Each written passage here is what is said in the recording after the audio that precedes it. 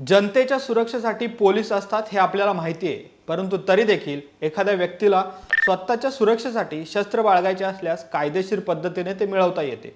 परंतु नेमके कुणाला शस्त्र बाळगण्याची परवानगी मिळू शकते, शस्त्र परवान्याचे नियम काय आहेत, या प्रश्नांची उत्तरे सविस्तर जाणून घेऊ या व्हिडिओमधून। त्यामुळे हा व्हिडिओ तुम्ही शेवटपर्यंत नक्की बघा। नमस्कार, मी अरविंद, तुम्ही पाहतात महाटॉक्स। भारतीय आर्म्स ॲक्ट म्हणजे शस्त्र कायदा 1959 नुसार प्रत्येक भारतीय नागरिकाला शस्त्र परवाना मिळवता येऊ शकतो, जो केवळ दोनच कारणांसाठी दिला जातो। त्यातले पहिले कारण म्हणजे स्वतःच्या संरक्षणासाठी आणि दुसरे म्हणजे शेतीसाठी म्हणजेच पीक रक्षणासाठी।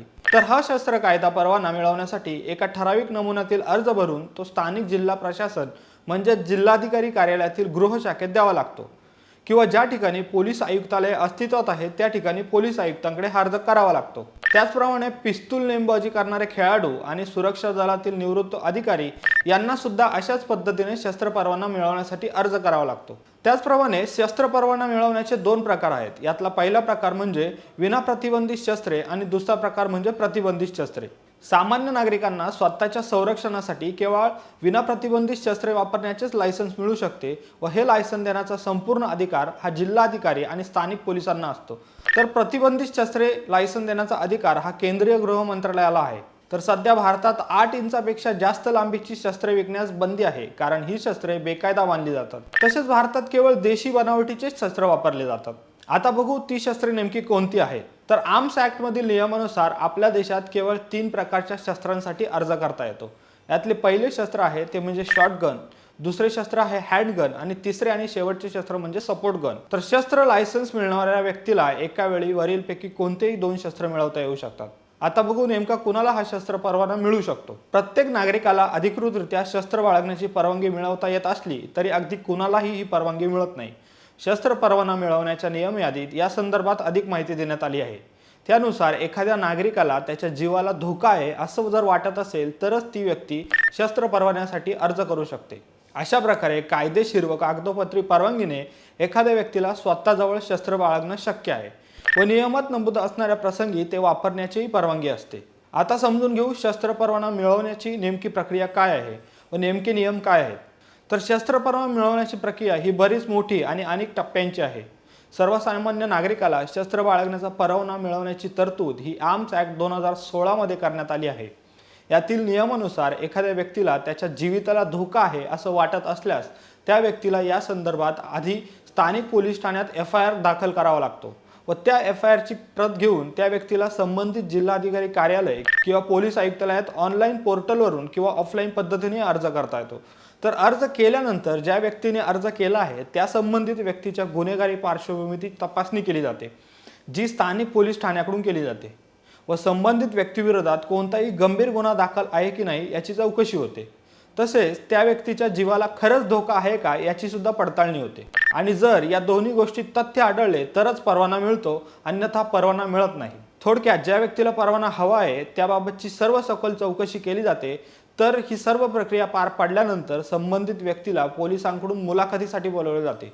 यावेळी संबंधित व्यक्तीची संपूर्ण चौकशी केली जाते, तसेच या व्यक्तीच्या मानसिक आरोग्याचीही तपासणी केली जाते।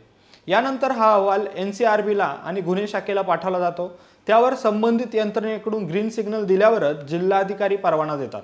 हा परवाना मिळाल्यानंतर संबंधित व्यक्ती शस्त्र निर्मिती करणाऱ्या अधिकृत कंपन्यांकडून शस्त्र खरेदी करतात व त्याची रीतसर माहिती ही जिल्हा प्रशासन व स्थानिक पोलिसांना देतात। तर शस्त्र परवाना काढण्यासाठी अर्ज दाखल करताना अर्जासोबत तुमच्याकडील सर्व महत्त्वाच्या कागदपत्रांची माहिती द्यावी लागते। परंतु परवाना असलेल्या शस्त्राद्वारे जर दुसऱ्या कोणी गुन्हा केला तर शस्त्र परवानाधारकाला अडचण येऊ शकते। त्यामुळे ते सांभाळणेही तेवढेच कठीण काम आहे। म्हणजेच शस्त्र परवाना ज्याच्या नावे आहे त्यांनी सुरक्षितपणे शस्त्र सांभाळणे खूप महत्त्वाचे आहे। तर निवडणुकांच्या कालावधीत तसेच सार्वजनिक सणांच्या वेळी हे शस्त्र जमाई करावे लागते। त्याचप्रमाणे परवानाधारक शस्त्र बाळगून कोणाला धमकावणे किंवा सार्वजनिक ठिकाणी दहशत पसरवणे यासाठी शस्त्र दिले जात नाही। परंतु जर असा प्रकार घडला तर परवानाधारकाला 2 वर्षाची शिक्षा, 1 लाख रुपये इतका दंड होऊ शकतो आणि त्याचबरोबर त्याचा शस्त्र परवाना हा कायमचा रद्द करण्यात येतो। या सगळ्या अटीवरच शस्त्राचा परवाना दिला जातो। तर हा शस्त्र परवाना 5 वर्षासाठी असतो। आधी तो केवळ 3 वर्षासाठी असायचा, परंतु 2019 मध्ये शस्त्र कायद्यात ही सुधारणा करण्यात आली आहे।